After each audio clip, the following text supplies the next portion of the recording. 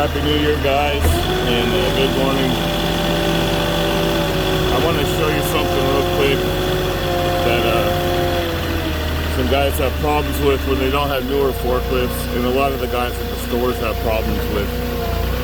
When you get stuff like lumber or like the pickets, and your forks are offset, which means one's higher than the other, the best way to go about this, so you're not hitting one fork, get one fork in and then damaging with the other fork, is to come in kind of at a little bit of a 45, get one fork lined up and in, go in with that one, and then with the other fork, watch how that one goes in.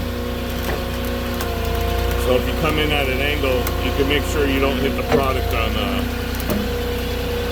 either side.